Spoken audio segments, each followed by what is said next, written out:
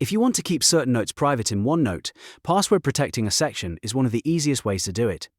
In this video, I'll show you exactly how to lock a OneNote section, set a password, and make sure you don't lose access later. This is perfect for personal notes, work documents, school projects, or anything else you want to keep secure.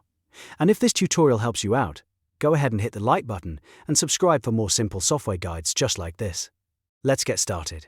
First, open Microsoft OneNote and go to the notebook that contains the section you want to protect.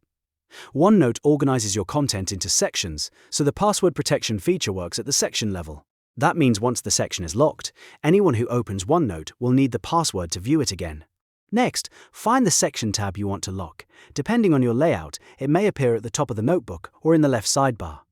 Once you've found it, right-click directly on that section tab. This will open a context menu with several options. From the menu, look for Password Protect this section and click it. This tells OneNote that you want to add security to that specific section. After you click it, a password protection task pane will appear on the right side of your screen. This pane is where you'll manage the lock settings for the section. Now click Set Password. OneNote will ask you to enter the password you want to use. Type your password carefully into the field shown on the screen and make sure you enter it exactly the same way in both boxes. This is important because OneNote uses the confirmation field to make sure there are no typos. Once everything matches, click OK to confirm. After that, your section is password protected. When you close or leave the section, OneNote will require the password before the notes can be opened again.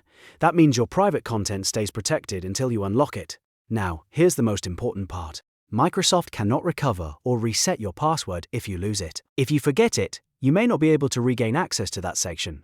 So make sure you store it somewhere safe. A secure password manager is the best option, or you can write it down and keep it in a place only you can access.